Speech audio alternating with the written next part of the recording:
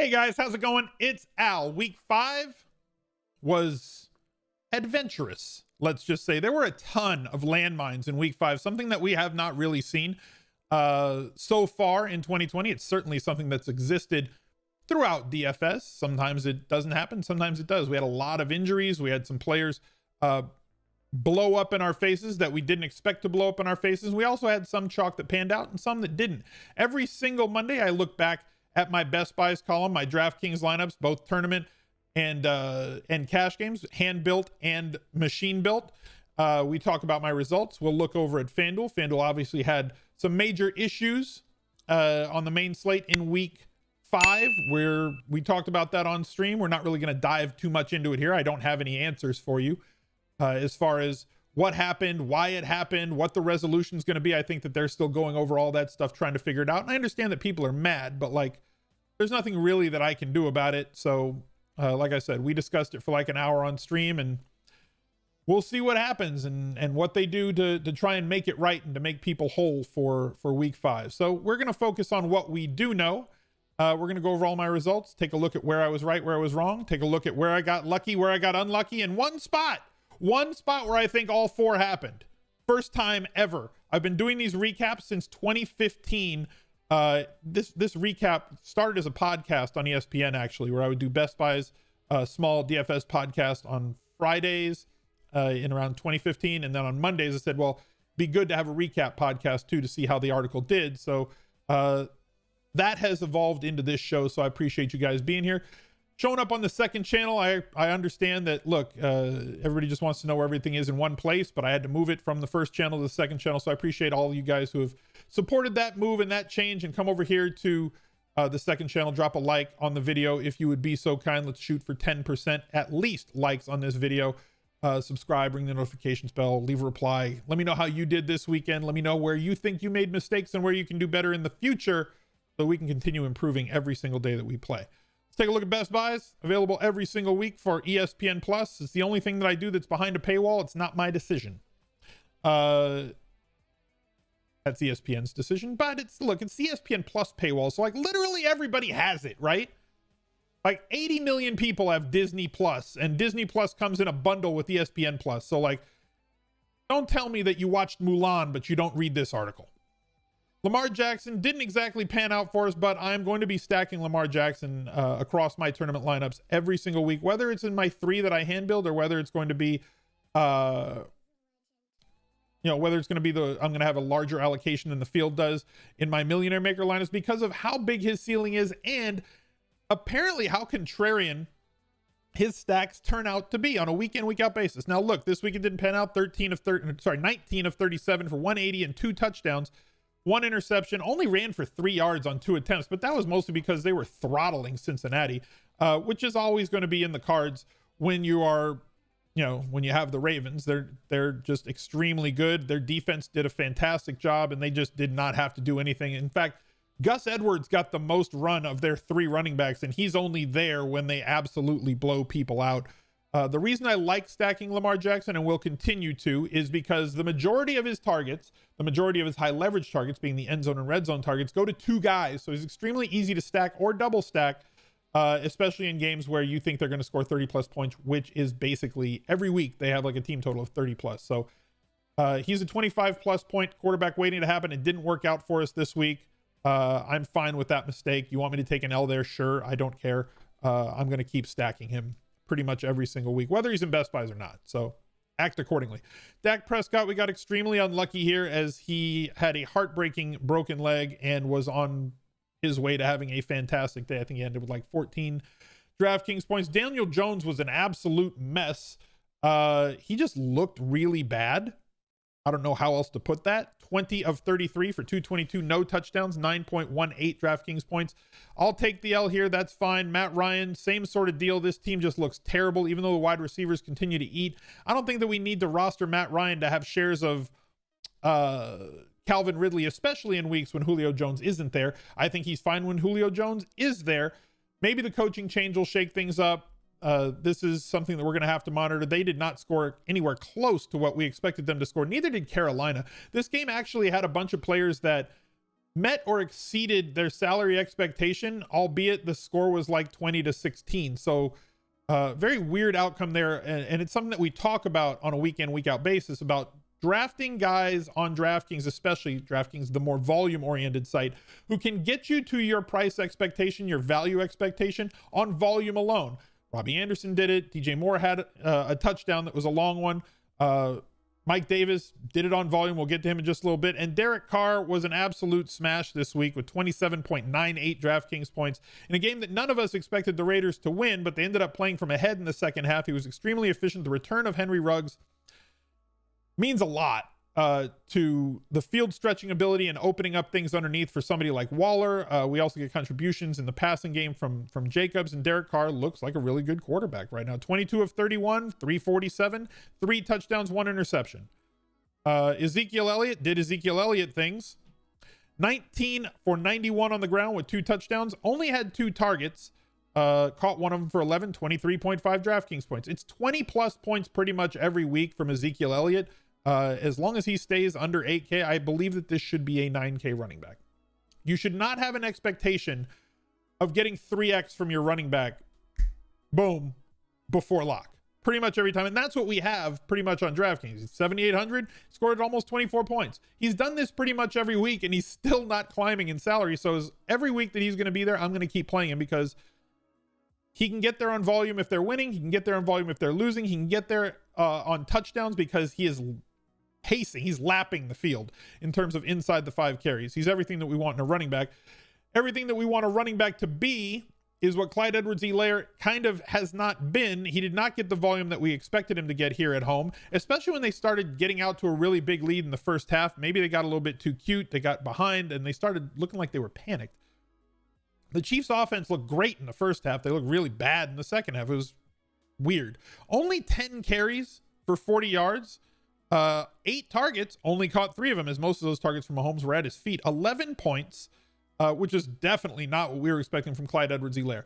My issue with Helaire, when we're talking about 5-box running backs, obviously he's going to get his share of inside the 5 carries this year, but I think he's going to get less than I assume that he's going to get because of that shotgun bloop pass that they run around the goal line a ton, where they either send Hardman in motion one way on a jet sweep, or they send Tyreek Hill on the same motion the other way.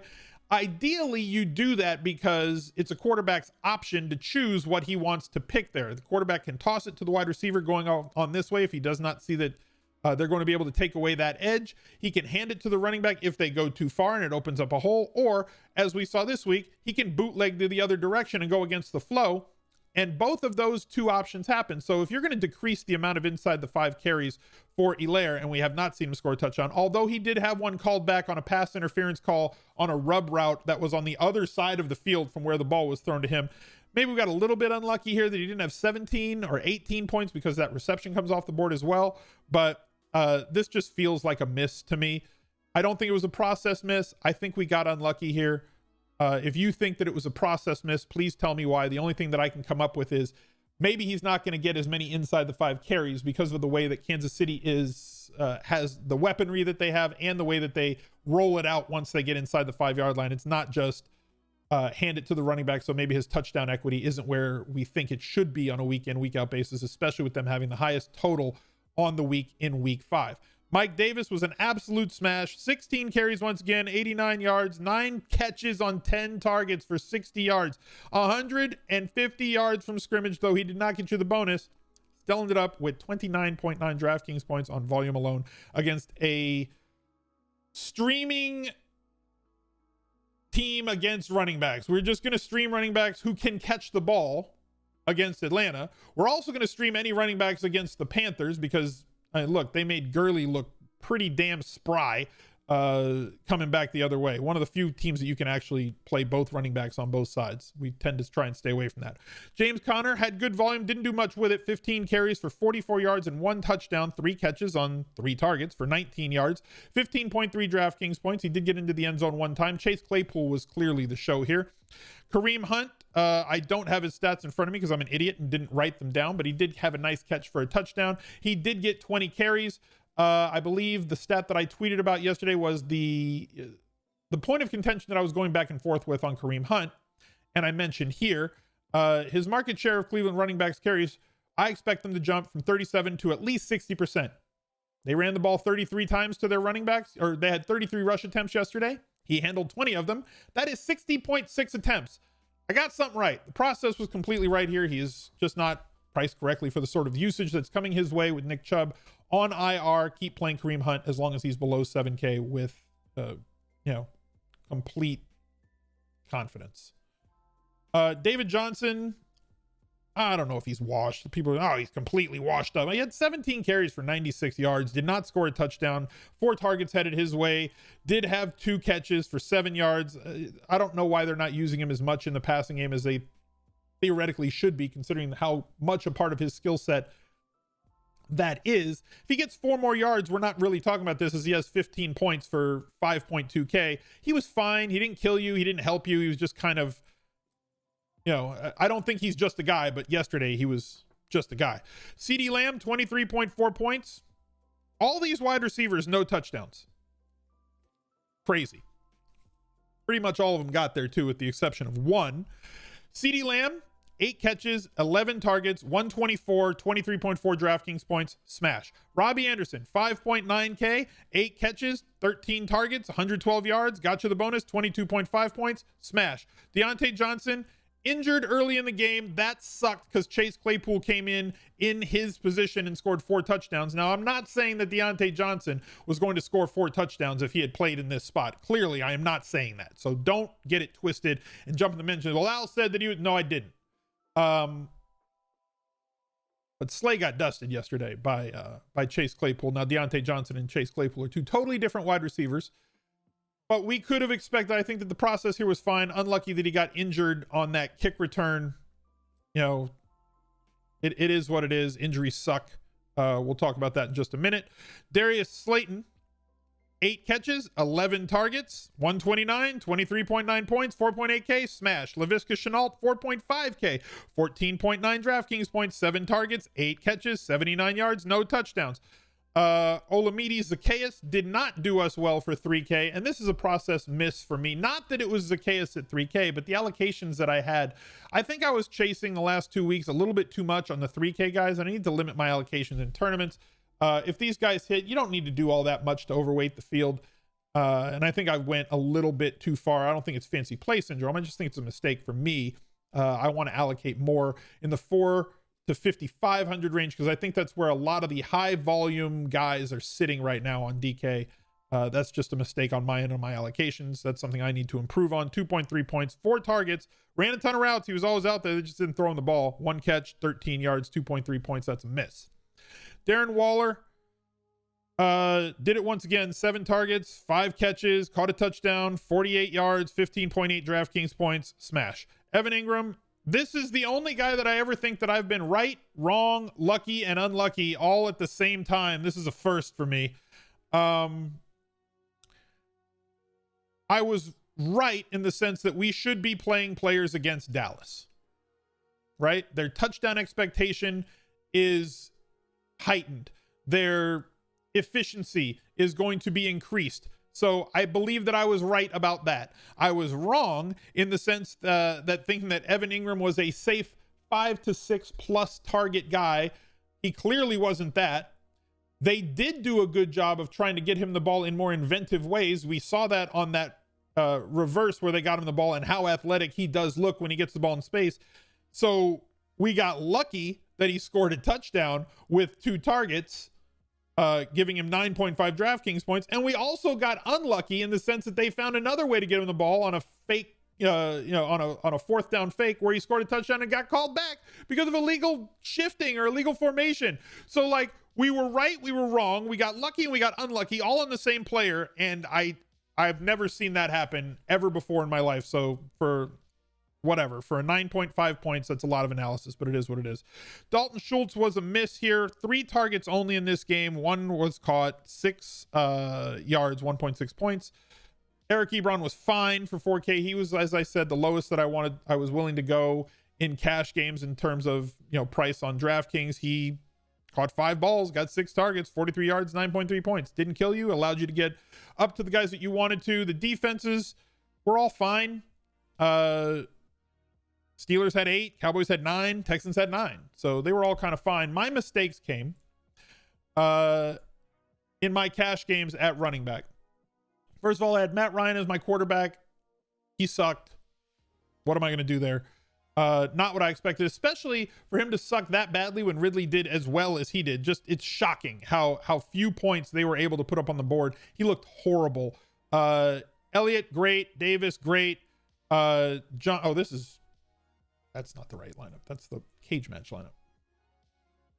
So I had Matt Ryan, I had Edwards-Helaire, I had Davis, Elliott over here with 23 points, all fine. So the running backs were fine. Obviously, Helaire is not going to kill you. He was like 90% owned in cash games yesterday, so that's not where you're going to lose. Robbie Anderson was a lock for me. The place where I got off course was the other 2 wide receiver spots. So when Zacchaeus became available, I went down to Zacchaeus because even if he misses, he's not going to hurt me that much, and it allowed me to get up to somebody that I was more confident would get 10 plus targets. The guys that I had before, I was jumping through a mixture of the other guys that were in Best Buys. Darius Slayton. I was always going to have Robbie Anderson in my cash game lineup. LaVisca was the other one.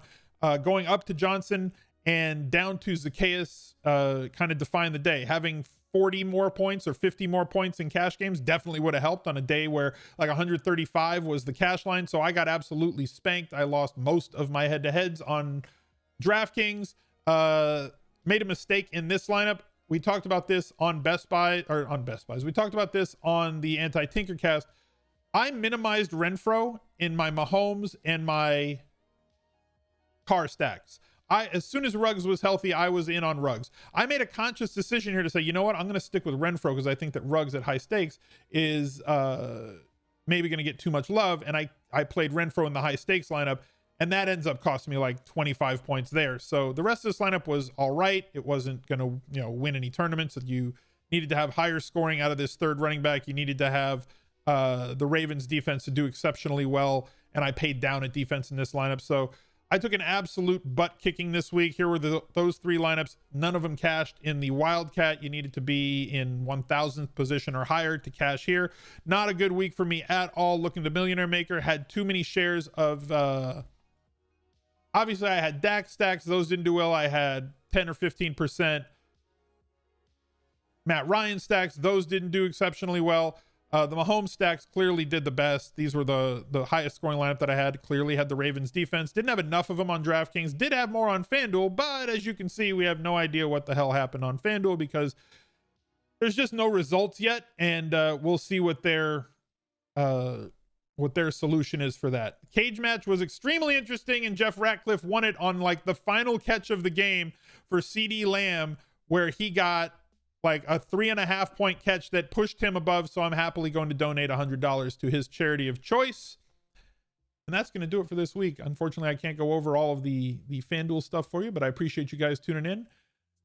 As soon as they come out with salaries, which they haven't, I'll have the first looks posted on the main channel. We got a Tuesday night game. There's going to be a Tuesday night video instead of a Thursday night video. So we'll kind of see what it is, guys. I'll catch up to you later. Look out for the next video right there. He's a legend.